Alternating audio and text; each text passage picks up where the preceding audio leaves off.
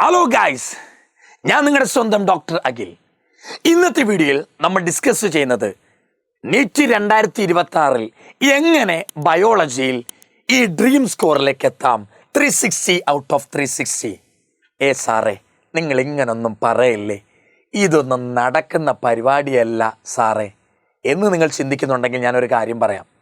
പണ്ട് +1 പഠിക്കുന്ന സമയത്ത് 1200 വാങ്ങിച്ച ആൾക്കാരായിരിക്കും നിങ്ങൾ.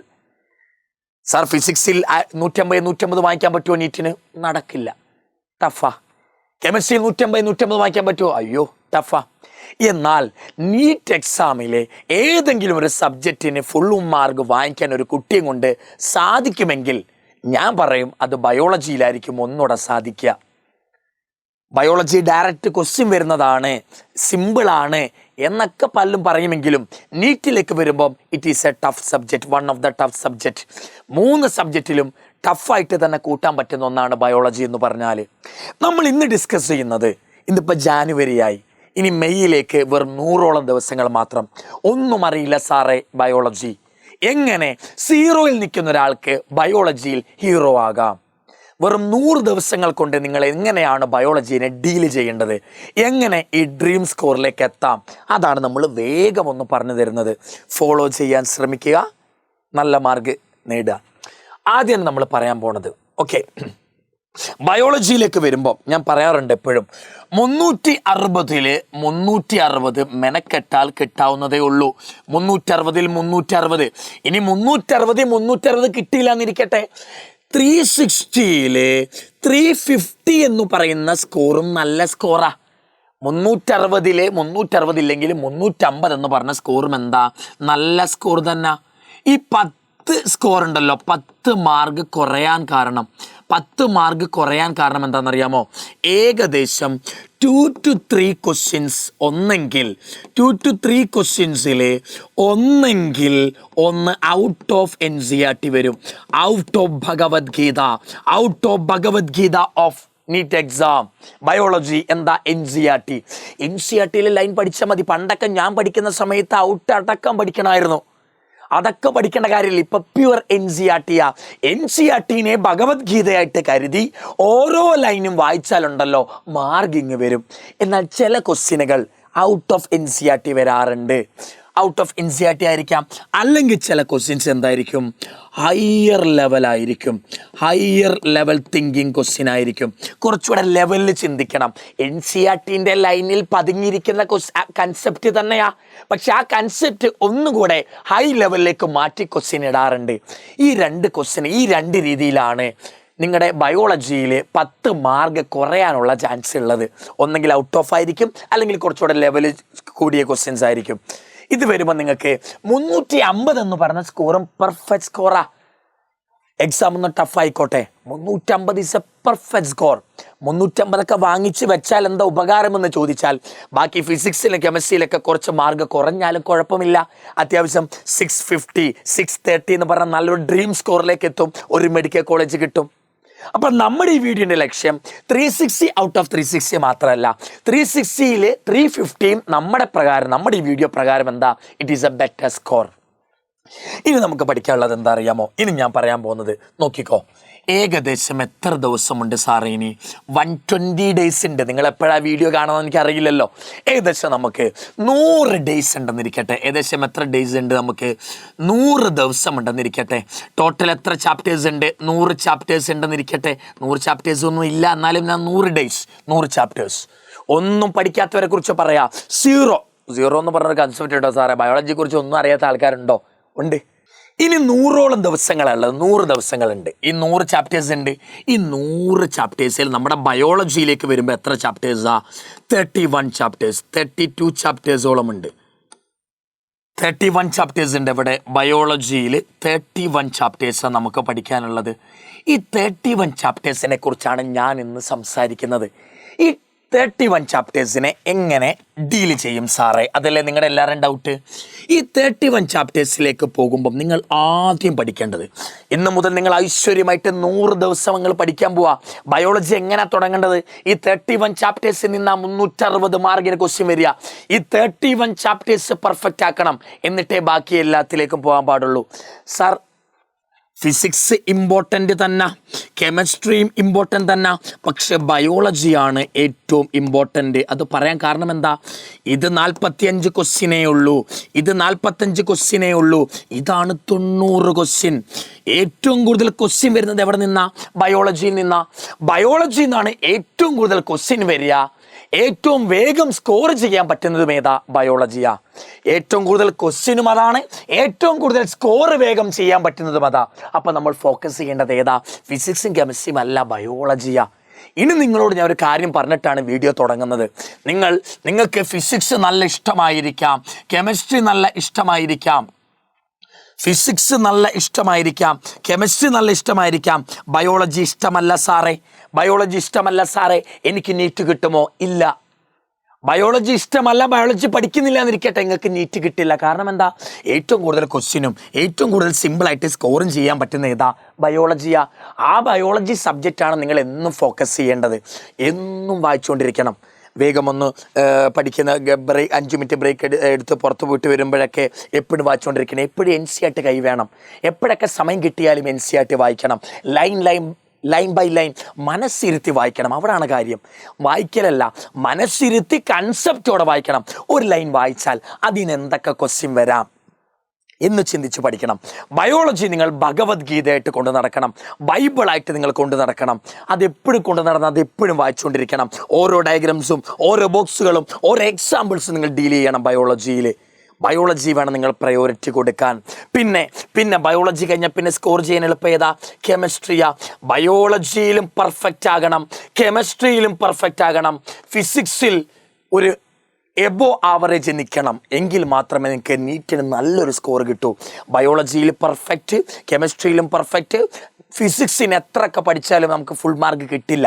കുറച്ച് എബോ ആവറേജിൽ ക്വസ്റ്റ്യൻസ് ചെയ്തു പോകണം. അങ്ങനെയുള്ള ആൾക്കാർക്ക് എന്ത് കിട്ടുകയുള്ളൂ? നീറ്റിലേക്ക് വരുമ്പോൾ നല്ലൊരു സ്കോർ കിട്ടാറുള്ളൂ. അപ്പോൾ ബയോളജിയാണ് മെയിൻ. ആ ബയോളജിനെ കുറിച്ച് ഞാൻ ഡിസ്കസ് ചെയ്യുന്നത്. 100 ദിവസമുണ്ട് സാറേ, 100ഓളം ചാപ്റ്റർ ഉണ്ട്. അതിൽ 31 ചാപ്റ്റർ ഏതാണ്? നമ്മുടെ ബയോളജിയാണ്. ബയോളജി പഠിച്ചു തുടങ്ങുമ്പോൾ ആദ്യം നമ്മൾ പഠിക്കേണ്ട ചാപ്റ്റർ ഏതാ? ഐ ഹീൽഡിങ് ചാപ്റ്റേഴ്സ് നമ്മൾ വിളിക്കും. ഏറ്റവും കൂടുതൽ വെയിറ്റേജ് ഉള്ള ചാപ്റ്റേഴ്സ് വേണം ആദ്യം പഠിച്ചെടുക്കാൻ. എക്സാമ്പിൾ +1 ബോട്ടണിയിലേക്ക് വരുമ്പോൾ പ്ലാന്റ് കിങ്ഡം ഇമ്പോർട്ടൻ്റ്. കുറേ എക്സാമ്പിൾ ഉണ്ട്, പഠിച്ചു വെക്കണം. കുറേ ടഫ് കൺസെപ്റ്റാ. Plant kingdom, cell cycle, photosynthesis, respiration. ഈ 5 ചാപ്റ്ററാണ് +1 ബോട്ടണിയിൽ ഇമ്പോർട്ടൻറ്റ്. +2 ബോട്ടണിയിൽ എല്ലാം ഇമ്പോർട്ടൻ്റാ. ഏതാണോ ഇമ്പോർട്ടൻറ്റ് ചാപ്റ്റേഴ്സ് അതാദ്യം പഠിക്കാൻ ശ്രമിക്കുക. ഐ ഹീൽഡിങ് ചാപ്റ്റേഴ്സ്, ഏറ്റവും കൂടുതൽ പ്രീവിയസ് ഇയർ ചോദിച്ചിട്ടുള്ള ഏറ്റവും കൂടുതൽ വെയിറ്റേജ് ഉള്ള ചാപ്റ്ററുകൾ ആദ്യം പഠിക്കാൻ ശ്രമിക്കുക. ഐ ഹീൽഡിങ് ചാപ്റ്റേഴ്സുകൾ ഫസ്റ്റ് പഠിക്കുക. ഐ ഹീൽഡിങ് ചാപ്റ്റേഴ്സ് വേണം എന്ത് ചെയ്യാൻ? ആദ്യം പഠിക്കാൻ. രണ്ടാമത് എന്താണെന്നറിയാമോ? നിങ്ങൾ ഇനി മുതലൊക്കെ വീഡിയോസുകൾ 1 ഷോട്ട് കാണുക.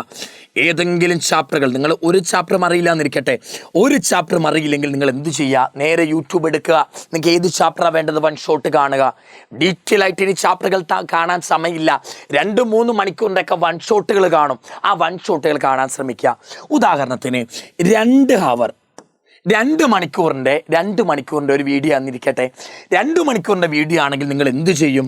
അത് നേരെ സ്പീഡ് കൂട്ടും, 1.5x ഇടും. എന്നിട്ട് നിങ്ങൾ വേഗം എന്ത് ചെയ്യുക? ഒരു 1.5 ഹവർ കൊണ്ട് അത് കണ്ടു തീർക്കണം. 2 ഹവറിൻ്റെ 1 ഷോട്ട് സ്പീഡിലിട്ട് നിങ്ങൾ 1.5 ഹവർ കൊണ്ട് കണ്ടു തീർക്കുക. ബാക്കി നിങ്ങൾക്കൊരു 0.5 ഹവർ, ഒരു അരമണിക്കൂർ നിങ്ങൾക്ക് ലാഭം കിട്ടിയില്ലേ? ഈ അരമണിക്കൂർ കൊണ്ട് നിങ്ങൾ എന്ത് ചെയ്യുക? ഈ അരമണിക്കൂർ കൊണ്ട് നിങ്ങൾ എന്ത് ചെയ്യുക മക്കളെ? ഈ 1.5 മണിക്കൂർ കൊണ്ട് കണ്ട ക്ലാസ് റിവൈസ് ചെയ്യുക. അങ്ങനെ വേണം 1 ഷോട്ടുകൾ കാണാൻ. ഐ ഹീൽഡിങ് ചാപ്റ്റേഴ്സ് പഠിക്കുന്നു. അതിൻ്റെ 1 ഷോട്ടുകൾ കണ്ടാ പഠിക്കേണ്ടത്. ഇൻ ഡീറ്റെയിൽ ആയിട്ട് 3, 10, 15 മണിക്കൂറൊന്നും ഒരു ചാപ്റ്റർ കണ്ടു തീർക്കാൻ സമയമില്ല. 2 ഹവറിൻ്റെ ഒരു 1 ഷോട്ട് കണ്ടാൽ 1.5x 1.5 ഹവറിൽ കണ്ടു തീർക്കുക. ബാക്കി 0.5 ഹവർ ലാഭം വന്നില്ലേ? ആ ലാഭമുള്ളത് കൊണ്ട് ആ ലാഭിച്ച അരമണിക്കൂർ കൊണ്ട് ഈ 1.5 മണിക്കൂർ കൊണ്ട് പഠിച്ചതൊക്കെ വീണ്ടും റിവൈസ് ചെയ്യുക. ഇതാണ് അവിടെ വീഡിയോ കാണുന്നതിനെ കുറിച്ച് മക്കളെ എനിക്ക് പറയാനുള്ളത്. അടുത്ത് ഇനി എന്താ അറിയാമോ?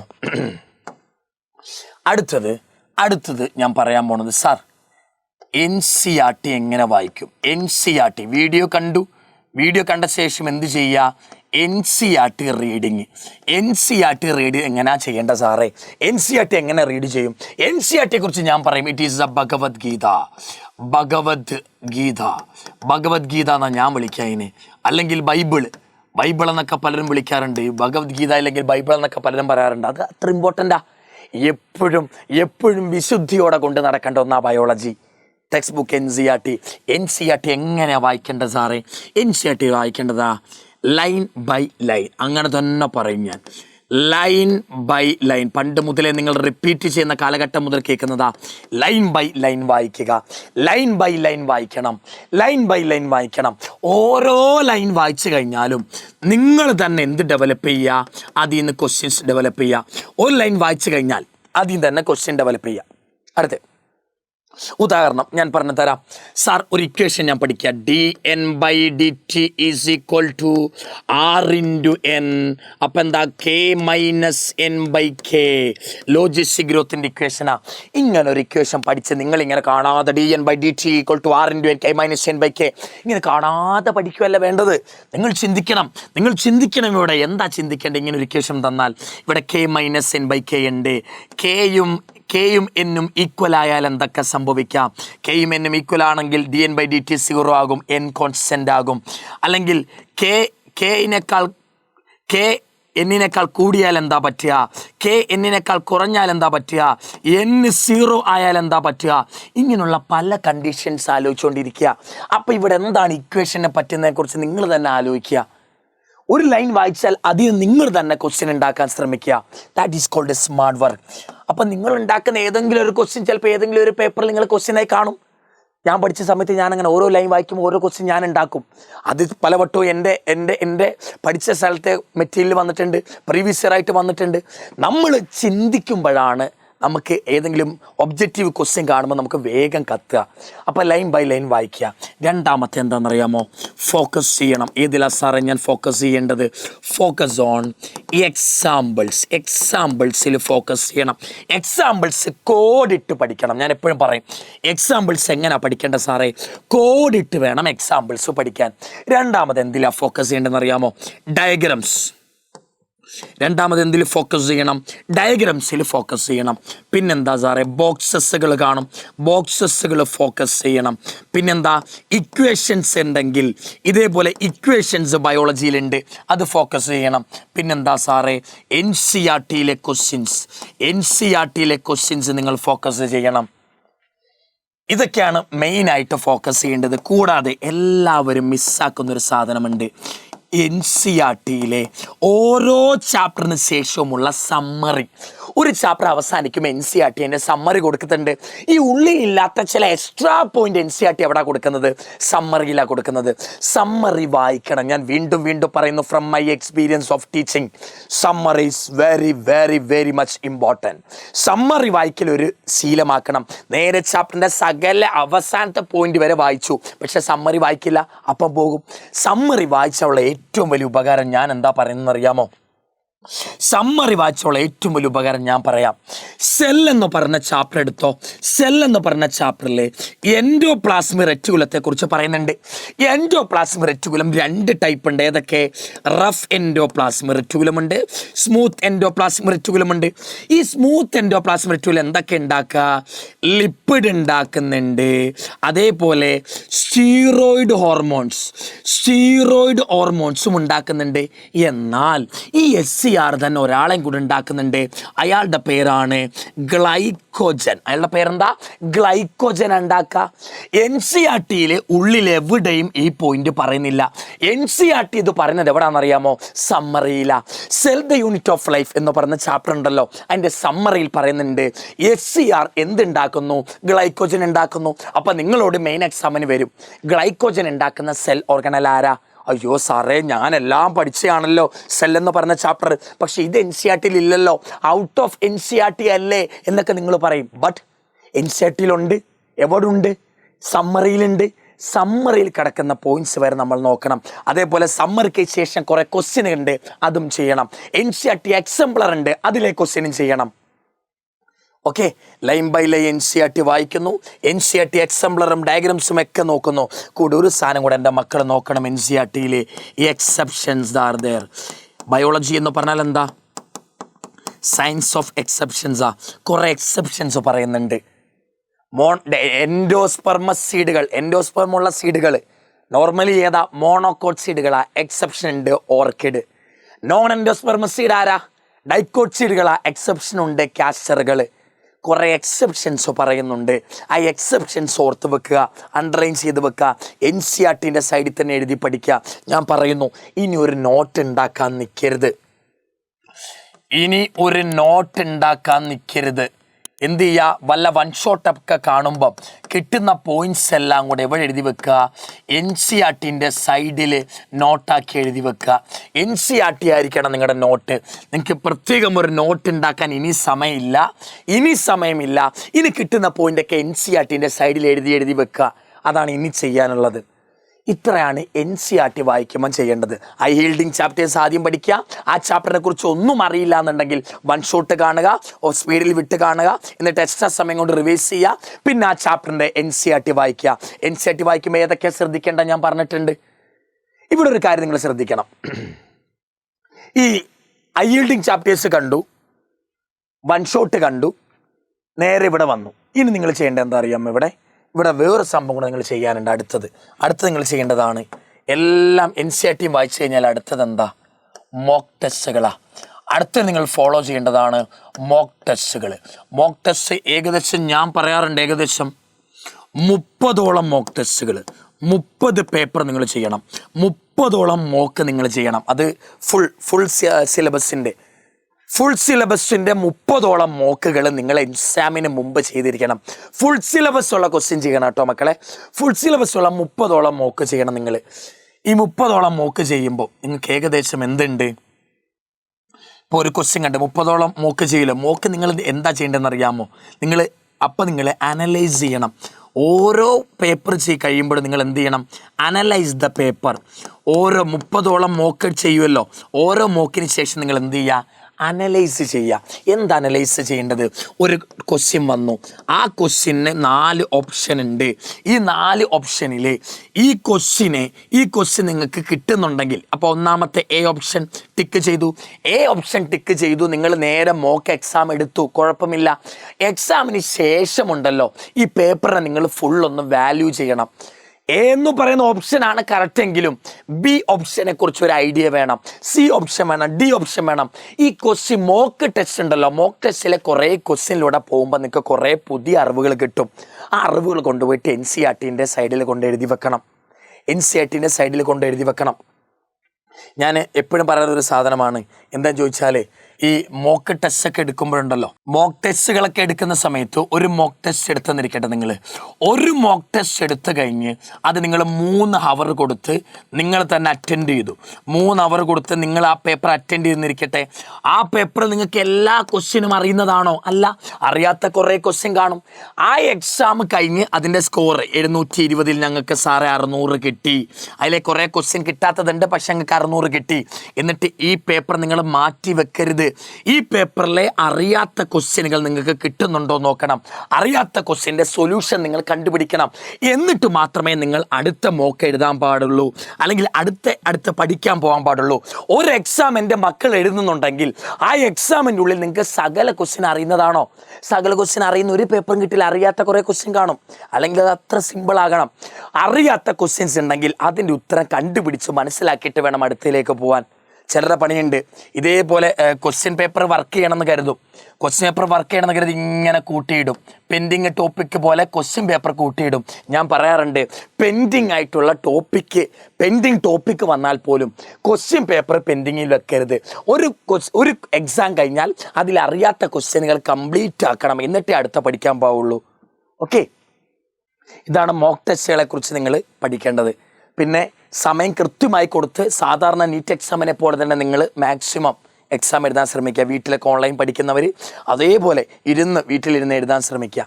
ഇനി ഇവിടേക്ക് വരുമ്പോൾ ഉണ്ടല്ലോ, വൺ ഷോട്ട് കാണുന്നതിനെ കുറിച്ച് ഒരു കാര്യം കൂടെ പറയാനുണ്ട്. വൺ ഷോട്ട് ഇപ്പോൾ ഒരു ചാപ്റ്റർ ഉണ്ട്, ഇപ്പോൾ സാർ പ്ലാൻ ഗ്രോത്ത് എന്ന് പറഞ്ഞ ചാപ്റ്റർ എന്നിരിക്കട്ടെ, 2 hour വൺ ഷോട്ട് ഉണ്ട്. അത് കണ്ടിട്ട് നിങ്ങളൊരു സംതൃപ്തി വരുന്നില്ല. സാറേ ഞാൻ വേറൊരു 2 hourൻ്റെ വേറൊരു വൺ ഷോട്ട് കൂടെ കാണേണ്ട കാര്യമില്ല. ആദ്യത്തെ വൺ ഷോട്ട് നിങ്ങൾ എടുക്കുമ്പോൾ തന്നെ ഏറ്റവും പെർഫെക്റ്റ് ആയി തോന്നുന്നത് എടുക്കുക. കുറച്ച് ലെങ്ത് കൂടിയാലും കുഴപ്പമില്ല. ഡീറ്റെയിൽ ആയിട്ട് പറയുന്ന വൺ ഷോട്ടുകൾ ആദ്യം തന്നെ ചൂസ് ചെയ്യുക. എന്നിട്ട് അത് പറയുന്നതിനൊപ്പം തന്നെ NCERT വായിച്ചു പോവുക.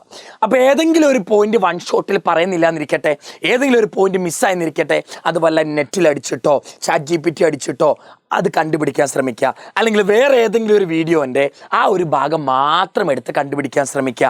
അല്ലാതെ ഒരു വീഡിയോ കണ്ടു സംതൃപ്തി തോന്നുന്നില്ല, അപ്പോൾ അടുത്ത വീഡിയോ കാണാം, അടുത്ത സംതൃപ്തി ഇല്ല, വീണ്ടും കാണാം. അങ്ങനെ കുറേ നേരം കണ്ടുകൊണ്ടിരിക്കാൻ നമുക്ക് സമയമില്ല. ഇനി എനിക്ക് പറയാനുള്ളത് എന്താ അറിയാമോ? ലാസ്റ്റ് എനിക്കൊരു കാര്യം പറയാനുണ്ട്. ബയോളജിയിൽ വരുമ്പോൾ ഇനി നമുക്ക് എന്ത് ചെയ്യാം? MCQ ചെയ്യാം. ഓരോ ചാപ്റ്ററും പഠിച്ചു കഴിഞ്ഞാൽ എന്ത് ചെയ്യാം?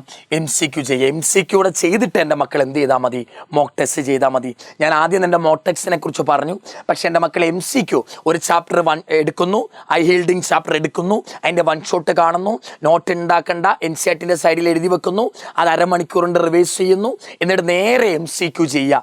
MCQ ചെയ്തിട്ട് വേണം എൻ്റെ മക്കൾ എന്തിനു ചെയ്യാൻ? മോക്ക് ടെസ്റ്റുകൾ എഴുതാൻ. MCQയിലേക്ക് വരുമ്പോൾ എന്താ? സിമ്പിൾ ക്വസ്റ്റ്യൻസ് ഉള്ള മെറ്റീരിയൽ അവോയ്ഡ് ചെയ്യുക. സിമ്പിൾ ക്വസ്റ്റ്യൻസ് ഉള്ള മെറ്റീരിയൽ എന്ത് ചെയ്യണം? അവോയ്ഡ് ചെയ്യണം. നിങ്ങൾക്ക് ടഫ് ക്വസ്റ്റ്യൻ കിട്ടണം. ടഫ് ക്വസ്റ്റ്യനുള്ള മെറ്റീരിയൽ വേണം എന്ത് ചെയ്യാൻ? അപ്രൂവ് ചെയ്യാൻ. ഞാൻ എപ്പോഴും പറയാറുണ്ട്, നേരെ ഒരു മെറ്റീരിയൽ എടുത്തു, ആ material first question which is power house of cell, എന്താ മൈറ്റോകോൺട്രിയ, ഇങ്ങനെയുള്ള ലോക്കൽ ക്വസ്റ്റ്യനുള്ള മെറ്റീരിയൽ ഒഴിവാക്കുക. ഒരു ക്വസ്റ്റ്യൻ എടുത്തു, ആ ക്വസ്റ്റ്യൻ കിട്ടുന്നില്ല, പിന്നത്തെ കിട്ടുന്നില്ല, അങ്ങനെ ടഫ് ക്വസ്റ്റ്യൻസ് ഉള്ള മെറ്റീരിയൽ മാത്രം ചൂസ് ചെയ്യാൻ ശ്രമിക്കുക. ടഫ് ക്വസ്റ്റ്യൻസ് ഉള്ള മെറ്റീരിയൽ എൻ്റെ മക്കൾ ചൂസ് ചെയ്യാൻ പാടുള്ളൂ. ഒരു ബയോളജി ചാപ്റ്ററിൽ നിന്ന് ഞാൻ പറയാറുണ്ട്, ഏകദേശം ബയോളജി ആയതുകൊണ്ട് തന്നെ ഒരു ചാപ്റ്ററിൽ നിന്ന് മിനിമം ഒരു 60 ക്വസ്റ്റ്യൻ എങ്കിലും ചെയ്തിരിക്കണം. ഒരു ചാപ്റ്ററിൽ നിന്ന് മിനിമം എന്ത് ചെയ്യണം? 60 ക്വസ്റ്റ്യൻ എങ്കിലും എൻ്റെ മക്കൾ ചെയ്തിരിക്കണം. 60 ക്വസ്റ്റ്യൻ ചെയ്യുമ്പോൾ തന്നെ ഏതൊക്കെ ടോപ്പിക്കാണ് എനിക്ക് ടഫ് വരുന്നത്, അതേപോലെ മോക്ക് എക്സാം എഴുതുമ്പോഴും ഏതൊക്കെ ഭാഗത്തു നിന്നുള്ള മോക്ക് എക്സാം ഏത് ടോപ്പിക്കാണ് എനിക്ക് വീക്ക് ഉള്ളത്, അപ്പോൾ ആ ടോപ്പിക്ക് വീണ്ടും ഇരുന്ന് പഠിക്കുക. ഒരു ക്വസ്റ്റ്യൻ ഉണ്ട്, അതിൻ്റെ 4 ഓപ്ഷൻ ഉണ്ട്. അതിൽ ഉത്തരം നിങ്ങൾക്ക് അറിയാതിരിക്കാം, B ഓപ്ഷനാണ്. പക്ഷേ A ഓപ്ഷനും C ഓപ്ഷനെ D ഓപ്ഷനെ കുറിച്ച് നിങ്ങൾക്ക് അത്യാവശ്യം നോളജ് ഉണ്ടായിരിക്കണം. ഒരു ക്വസ്റ്റ്യൻ കണ്ടു, അതിലെ ഒരു ഓപ്ഷൻ കണ്ട് ടിക്കറ്റ് പോകുമ്പോൾ തന്നെ ബാക്കി ഓപ്ഷനുകൾ എന്തുകൊണ്ട് വന്നില്ല, എന്തുകൊണ്ട് ഇതായില്ല എന്നുള്ള ഒരു നോളജും കൂടെ ബയോളജി നിങ്ങൾക്ക് വേണം. കാരണം അതിൻ്റെ പിന്നാലേക്ക് പോകുമ്പോൾ എക്സ്ട്രാ കുറച്ച് നോളജ് കിട്ടും. അതൊക്കെ കൊണ്ടുവന്ന് NCERTൻ്റെ സൈഡിൽ എഴുതി വെക്കണം. ഒരു ചാപ്റ്ററിന് ഏകദേശം മിനിമം 60 ക്വസ്റ്റ്യൻ ചെയ്യാൻ ഞാൻ പറയും. അടുത്തതാണ് PYQ ചെയ്യണം. PYQ പ്രീവിയസ് ഇയർ ക്വസ്റ്റ്യൻ ചെയ്യണം. 2013 മുതൽ 2025 മുതലാണ് നീറ്റ് എക്സാമിൻ്റെ ക്വസ്റ്റ്യൻസ് ഒക്കെ സ്റ്റാൻഡേർഡ് ആയത്. 2013 മുതൽ 15 വരെ ഇത്രയും കാലയളവിൽ 12 കൊല്ലത്തെയും 12 ഇയറിലുമുള്ള നീറ്റ് എക്സാമിൻ്റെ പേപ്പർ നിങ്ങൾ ചെയ്തിരിക്കണം. എങ്ങനെയാണ് ചെയ്യേണ്ടത്? ബാക്കിലേക്ക് വേണം ചെയ്യാൻ. 2025 പിന്നെ അങ്ങോട്ട് 24, 23 അങ്ങനെ ബാക്കിലേക്ക് വേണം നിങ്ങൾ എന്ത് ചെയ്യാൻ? PYQs ചെയ്യേണ്ടത്. 2013 മുതൽ 25 വരെയുള്ള പേപ്പർ ചെയ്യണം. എങ്ങനെ ചെയ്യണം? ബാക്കിലേക്ക് വേണം ചെയ്യാൻ. ആദ്യമേ പോയിട്ട് 13 ചെയ്യണ്ട, 25, 24, 23 അങ്ങനെ ബാക്കിലേക്ക് പോട്ടെ. ഇത് ചെയ്യുമ്പോൾ തന്നെ അത്യാവശ്യം നിങ്ങൾക്ക് നീറ്റിനെ കുറിച്ചുള്ള ഐഡിയാസ് കിട്ടും. ഇത്രയാണ് MCQവും പിന്നെന്താ PYQ ഒക്കെ ചെയ്യുമ്പോൾ നമ്മൾ നോക്കേണ്ടത്. എന്തുണ്ടെങ്കിലും എന്ത് ന്യൂ നോളജ് കിട്ടിയാലും എൻ്റെ മക്കൾ എന്ത് ചെയ്യണം? അത് ആഡ് ടു NCERT. എന്ത് പുതിയ നോളജ് കിട്ടിയാലും എൻ്റെ മക്കൾ ഏതിലേക്ക് ആഡ് ചെയ്യണം? NCERTയിലേക്ക് ആഡ് ചെയ്യണം. NCERTൻ്റെ സൈഡിൽ കൊണ്ടുപോയി എഴുതി വെക്കണം. NCERT അങ്ങോട്ട് നിറഞ്ഞിരിക്കണം. ആ ബൈബിൾ എഴുതി വലിയൊരു ബൈബിളായി മാറണം NCERT. ഇത്രയാണ് ബയോളജീനെ കുറിച്ച് നമുക്ക് പറയാനുള്ളത്. ബയോളജിയിൽ 360 ഔട്ട് ഓഫ് 360 സിമ്പിളാണെന്ന് ചോദിച്ചാൽ സിമ്പിളാണ്. ഈ രീതിയിലൊക്കെ പഠിച്ചു പോകുന്ന ആൾക്കാർക്ക് it is very simple.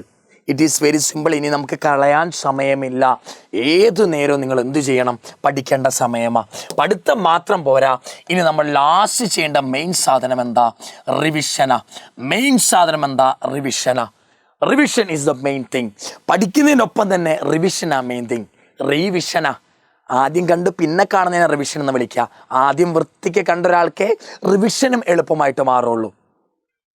Revise ചെയ്യുന്ന എങ്ങനെയാണെന്നറിയാമോ? റിവൈസ് ചെയ്യുമ്പോൾ എന്താ? ആദ്യം എന്തായിരിക്കണം?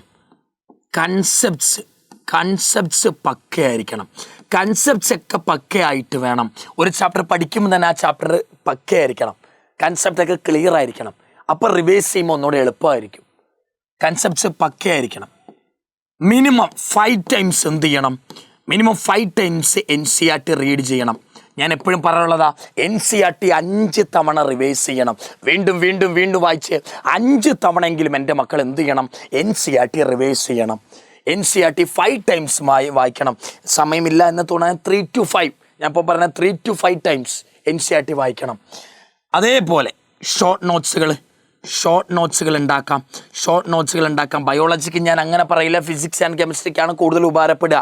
ഷോർട്ട് നോട്ട്സ് നിങ്ങൾ ബയോളജി ഉണ്ടാക്കുകയാണെങ്കിൽ തന്നെ ഡയഗ്രംസിൽ നിന്ന് കിട്ടുന്ന അറിവുകൾ, എക്സാമ്പിളുകൾ, കോഡുകൾ ഒക്കെ NCERTൻ്റെ സൈഡിൽ ചിലപ്പോൾ എഴുതി വെക്കാൻ പറ്റിക്കൊള്ളുന്നില്ല. അതൊക്കെ എഴുതി വെക്കാൻ ഒരു ഷോർട്ട് നോട്ട്സ് ഉണ്ടാക്കിയെടുക്കുക. ആ ഷോർട്ട് നോട്ട്സ് വരുമ്പോൾ വേഗം റിവൈസ് ചെയ്ത് പോകാൻ പറ്റും. റിവൈസ് എങ്ങനെയാണെന്ന് ചോദിച്ചാൽ, ഒരു ചാപ്റ്റർ നിങ്ങൾ ന്യൂ ആയിട്ട് പഠിച്ചെന്നിരിക്കട്ടെ. ഈ ന്യൂ ചാപ്റ്റർ പഠിച്ചാൽ നിങ്ങൾ എന്ന് റിവൈസ് ചെയ്യണമെന്നറിയോ? ഫസ്റ്റ് റിവിഷൻ ഇതിൻ്റെ 3ാമത്തെ day, 3rd day first revision. ആദ്യം ഒരു ചാപ്റ്റർ പുതിയതായിട്ട് പഠിച്ചു, എന്നിട്ട് 3ാമത്തെ ദിവസം ആ ചാപ്റ്റർ റിവൈസ് ചെയ്യണം. പിന്നെ അത് എന്ത് ചെയ്യണം എന്നറിയാമോ? ഒരു വീക്കിന് ശേഷം, ഒരു 7 days ശേഷം എന്ത് ചെയ്യുക? ഒന്നുകൂടെ റിവൈസ് ചെയ്യുക. പിന്നെ അത് എന്ത് ചെയ്യണം എന്നറിയാമോ? ഒരു 30 days ശേഷം ഒന്നുകൂടെ റിവൈസ് ചെയ്യുക. ഇങ്ങനെ 3 രീതിയിലുള്ള റിവിഷനാണ് ഞാൻ ഇപ്പം പറയാം. കുറച്ചുകൂടെ സമയം ഉണ്ടായിരുന്നുണ്ടെങ്കിൽ ഞാൻ പറയും, ഫസ്റ്റ് പഠിച്ചു കഴിഞ്ഞാൽ 3ാമത്തെ ദിവസം, 5ാമത്തെ ദിവസം, 7ാമത്തെ ദിവസം അങ്ങനെ ആ റിവിഷൻ പോവാം. പക്ഷെ നമുക്ക് സമയം കുറവായതുകൊണ്ട് എന്ത് ചെയ്യുക? ഒരു വട്ടം പഠിച്ചു കഴിഞ്ഞാൽ പിന്നെ 3ാമത്തെ ദിവസം വായിക്കുക, പിന്നെ 7ാമത്തെ ദിവസം വായിക്കുക, പിന്നെ 30ാമത്തെ ദിവസം വായിക്കുക. അങ്ങനെ ഒരു 3 ദിവസം എന്ത് ചെയ്യണം? ഇങ്ങനെ റിവൈസ് ചെയ്ത് വേണം പോവാൻ. Revision is better than study. ഞാൻ എപ്പോഴും പറയും, revision is better than study. Revise ചെയ്യുക. അപ്പം ഇത്രയാണ് നമ്മൾ ഈ വീഡിയോയിൽ പറഞ്ഞത്. ഇത്രയും മതി. ഇത്രയൊക്കെ ചെയ്യുമ്പോൾ തന്നെ എല്ലാമായി. ബയോളജിക്ക് വേണ്ട എല്ലാം ഞാൻ പറഞ്ഞിട്ടുണ്ട്. എന്താ? വെയിറ്റേജ് ഉള്ള ചാപ്റ്റർ പഠിക്കുക, 1 ഷോട്ടുകൾ വേഗം കാണുക, മിച്ചമുള്ള സമയം കൊണ്ട് അത് റിവൈസ് ചെയ്യുക. പിന്നെന്താ? NCERT മനസ്സിരുത്തി വായിക്കുക, ഭഗവത്ഗീത മനസ്സിരുത്തി വായിക്കുക. ലൈൻ ബൈ ലൈൻ വായിക്കുമ്പം നിങ്ങൾ തന്നെ ഒരു ക്വസ്റ്റ്യൻ ഉണ്ടാക്കാൻ നോക്കുക. Examples, diagrams, exceptions, summary. Main problem, main സാധനം നമ്മൾ മിസ്സായി പോകുന്നതാ സമ്മറി. ഗ്ലൈക്കോജൻ ഉണ്ടാക്കുന്ന ആരാ? SCR. സമ്മറി എന്ന് കിട്ടിയ പോയിന്റാ. ഒരു പോയിന്റ് പഠിക്കുമ്പം തന്നെ അതുമായിട്ട് ബന്ധപ്പെട്ട എന്തെങ്കിലും കണ്ടീഷൻസ്, ക്വസ്റ്റ്യൻസ് നിങ്ങൾ തന്നെ മനസ്സിൽ ഉണ്ടാക്കുക. പിന്നെ എക്സെപ്ഷൻസ് പഠിക്കുക. നോട്ട് ബുക്ക് എഴുതാതെ നോട്ടുകളൊക്കെ കൊണ്ടുവന്നിട്ട് NCERTൻ്റെ സൈഡിൽ എഴുതി വെക്കാൻ നോക്കുക. പിന്നെന്താ? MCQ ചെയ്യുക. ടഫ് ക്വസ്റ്റ്യൻസ് ഉള്ള ബുക്ക് വേണം നിങ്ങൾ ചൂസ് ചെയ്യാൻ. പിന്നെന്താ? ഒരു ചാപ്റ്ററിൽ നിന്ന് മിനിമം 60 ക്വസ്റ്റ്യൻ ചെയ്തിരിക്കണം. 2013 മുതൽ 25 വരെയുള്ള PYQ ചെയ്യണം. ബാക്ക് ഓർഡറിൽ വേണം ചെയ്യാൻ. എന്തെങ്കിലും പുതിയ നോളജ് കിട്ടിയാൽ NCERTൻ്റെ സൈഡിൽ കൊണ്ട് ആഡ് ചെയ്യുക. പിന്നെ മെയിൻ സാധനം മോക്ക് എക്സാമുകൾ എഴുതിയിരിക്കണം. 30ഓളം മോക്ക് എക്സാം എഴുതണം. ആ എക്സാമിന് ശേഷം അനലൈസ് ചെയ്യണം. കിട്ടാത്ത ക്വസ്റ്റ്യൻസ് ഒക്കെ ചെയ്ത് നോക്കണം. എന്നിട്ടേ അടുത്ത പഠിക്കാൻ പോകാൻ പാടുള്ളൂ. ഒരു ക്വസ്റ്റ്യൻ കണ്ടാൽ അതിൻ്റെ ഒരു ഓപ്ഷൻ അറിയാമെങ്കിൽ ആ ഓപ്ഷൻ എന്തുകൊണ്ടാണ് വന്നതെന്നും അറിയണം. ബാക്കിയുള്ള ഓപ്ഷൻ എന്തുകൊണ്ട് വന്നില്ല എന്നും അറിയണം. അതിൻ്റെ പിന്നാലെ പോകുമ്പോൾ കുറേ ഐഡിയാസ് കിട്ടും. അത് NCERTയിൽ എന്ത് ചെയ്യണം? നോട്ട് ചെയ്ത് വെക്കുക. പിന്നെ റിവിഷൻ ചെയ്യണമെങ്കിൽ ആദ്യം പഠിക്കുമ്പോൾ തന്നെ പക്കയായിട്ട് പഠിക്കുക. അപ്പോൾ റിവിഷനും എളുപ്പമാകും. കൺസെപ്റ്റ് വൈസ് ഓർത്ത് വെക്കുന്നതൊക്കെ റിവിഷൻ എളുപ്പമായിക്കൊണ്ടിരിക്കും. പിന്നെന്താ? 5 തവണയെങ്കിലും NCERT വായിക്കണം. മക്കളെ എഴുതി വെച്ചോ. ഓരോ ലൈനും 5 തവണയെങ്കിലും ഓരോ ചാപ്റ്റർ നിങ്ങൾ വായിച്ചിരിക്കണം. ഷോർട്ട് നോട്ടുകൾ. എന്തിനുള്ള ഷോർട്ട് നോട്ട്? ആ ചാപ്റ്ററിൻ്റെ ഫുൾ ഷോർട്ട് നോട്ടല്ല. എന്താ? ട്രിക്കുകൾ, ടിപ്സുകൾ, എക്സാമ്പിള്, കോഡുകൾ അതൊക്കെ എഴുതി വെച്ചൊരു നോട്ട് ഉണ്ടാക്കുക. ഒരു ന്യൂ ചാപ്റ്റർ നിങ്ങൾ ഇന്ന് പഠിച്ചാൽ പിന്നെ റിവൈസ് ചെയ്യേണ്ടത് 3ാമത്തെ ദിവസം, പിന്നെ 7ാമത്തെ ദിവസം, പിന്നെ 30ാമത്തെ ദിവസം. ഈ രീതിയിൽ നിങ്ങൾ ഓരോ ചാപ്റ്ററും റിവൈസ് ചെയ്യാൻ നോക്കുക. ഓക്കെ, ഇത്രയാണ് എനിക്ക് പറയാനുള്ളത്. ഇത് നമ്മൾ പറഞ്ഞ സാധനം തന്നെയാണ് NCERTൻ്റെ. ഇനി എനിക്ക് ഒറ്റ കാര്യമേ പറയാനുള്ളൂ. Let's convert headphones into stethoscope. ഇത് ഒരു നീറ്റിൻ്റെ ഒരു ബുക്കിൻ്റെ ഫ്രണ്ടിൽ ഞാൻ കണ്ടതാണ്. Let's convert headphones into stethoscope. ഞാൻ എൻ്റെ ജീവിതം കൊണ്ട് പറയുകയാണെങ്കിൽ മക്കളെ, ഡോക്ടർ ആകാൻ തീരെ ആഗ്രഹിച്ച ഒരാളൊന്നും അല്ല ചെറുപ്പം മുതലേ ഞാൻ. പക്ഷെ അതായ ശേഷം എൻ്റെ വീട്ടുകാരുടെ നിർബന്ധപ്രകാരം ഞാൻ ആയത്. പക്ഷേ അതായ ശേഷമുള്ള എൻ്റെ ലൈഫിനെ കുറിച്ച് പറയുകയാണെങ്കിൽ ഏറ്റവും നല്ല മനോഹരമായ കാലയളവിലൂടെയാണ് ഞാനിപ്പോൾ കടന്നു പോകുന്നത്. മരുന്ന് കൊടുത്ത് ഭേദമായി കഴിയുമ്പോൾ അമ്മമാരൊക്കെ കൈപിടിച്ച് പറയും, ഭേദമുണ്ട് കുട്ടിയെ, തീരെ വയ്യായിരുന്നു, കുട്ടീൻ്റെ മരുന്ന് കഴിച്ചിട്ട് ഭേദമുണ്ട് കേട്ടോ എന്നൊക്കെ പറഞ്ഞിട്ട് അവർ കയ്യിലും തലയിലൊക്കെ തലോടി പോകുന്ന ഒരു മൊമെൻ്റ് ഉണ്ട്. അതൊക്കെ വലിയൊരു സാധനമാണ്. വയ്യാത്ത കുറേ കുട്ടികളുണ്ട്, അവരെ കാണാൻ പോകുമ്പോൾ അവരെ കൊഞ്ചിക്കുന്നതും ഒക്കെ വലിയൊരു മൊമെൻറ്റാണ്. അതൊക്കെ കിട്ടണമെങ്കിൽ പഠിച്ചേ പറ്റുള്ളൂ. ഈ പറഞ്ഞ കാര്യങ്ങളൊക്കെ അതേപടി എടുത്തു വെച്ച് പഠിക്കുന്ന ഒരു കൂട്ടം ജനതയുണ്ട്. അവർക്ക് നീറ്റ് കിട്ടാൻ ചാൻസ്. നിങ്ങളും ഇതേപോലെ ഫോളോ ചെയ്യുക. ഏതാണ് നിങ്ങളുടെ പ്രശ്നമെന്ന് നിങ്ങളൊന്ന് കമൻറ്റിൽ മെൻഷൻ ചെയ്യുക. ഞാൻ അനുസരിച്ചുള്ള വീഡിയോസും കാര്യങ്ങളും ഇനി വരുന്നതായിരിക്കും. നല്ലപോലെ പഠിക്കുക, ഒരു കംബാക്ക് അടിക്കുക. ഇതുവരെയുള്ള എന്തും ആയിക്കോട്ടെ, റിസൾട്ടും റാങ്കും ഒക്കെ നോക്കണ്ട, എക്സാമിൻ്റെ റാങ്ക് ഒന്നും നോക്കണ്ട. ഇനി തിരിച്ചു വരാനുള്ള സമയമാണ്. തിരിച്ചു വരാൻ ശ്രമിക്കുക. എൻ്റെ ഭാഗത്തു നിന്നുള്ള എല്ലാം ഞാൻ ചെയ്തു. നിങ്ങൾക്ക് പറഞ്ഞു തരേണ്ടതൊക്കെ ഞാൻ പറഞ്ഞു തന്നു ഒരു ഏട്ടനെ പോലെ. ഇനി നിങ്ങളാ തിരിച്ചു വരേണ്ടത്. നിങ്ങൾ പരിശ്രമിക്കുക.